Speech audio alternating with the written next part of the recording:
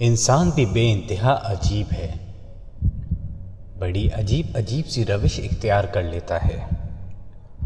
آج دنیا میں جس رب کے سامنے جھکنا مشکل لگتا ہے، کل قیامت کے دن اس کے سامنے نگاہیں بھی نہ اٹھیں گی۔ آج تو اس کی نافرمانی کی بڑی تعویلیں کرتے ہیں، پر کل تو اپنی صفائی میں کچھ بول بھی نہ سکیں گے۔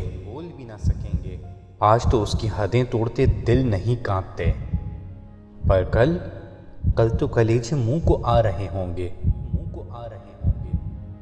اللہ تعالیٰ سورہ حج میں ارشاد فرماتا ہے، ترجمہ: لوگوں، اپنے پروردگار سے ڈرتے رہو، بلا شبہ قیامت کا زلزلہ بڑی ہولناک چیز ہے۔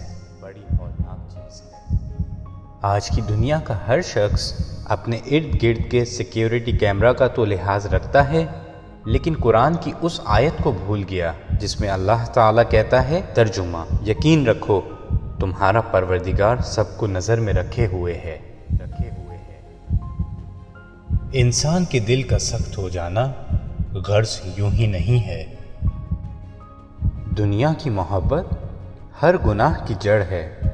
آنسوؤں کا جاری نہ ہونا دل کی سختی کی وجہ سے ہے۔ دل کی سختی گناہوں کی کثرت کی وجہ سے ہے۔ گناہوں کی کثرت موت کو بھول جانے کی وجہ سے ہے، اور موت کو بھلانا لمبی امیدوں کی وجہ سے ہے، اور یہی لمبی امیدیں دنیا کی محبت کی وجہ بنتی ہیں۔ ہمیں چاہیے کہ ہم اللہ تعالیٰ سے دعا کریں کہ اللہ تعالیٰ ہمیں سیدھے راستے پر قرآن اور سنت کے بتائے ہوئے طریقے سے چلنے کی توفیق عطا فرمائے۔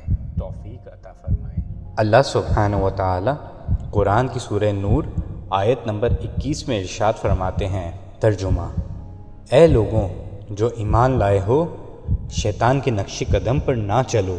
اس کی پیروی کوئی کرے گا تو وہ اسے فحش اور بدی ہی کا حکم دے گا۔ اگر اللہ کا فضل اور اس کا رحم و کرم تم پر نہ ہوتا تو تم میں سے کوئی شخص پاک نہ ہو سکتا، مگر اللہ ہی جسے چاہتا ہے پاک کر دیتا ہے، اور اللہ سننے والا اور جاننے والا ہے۔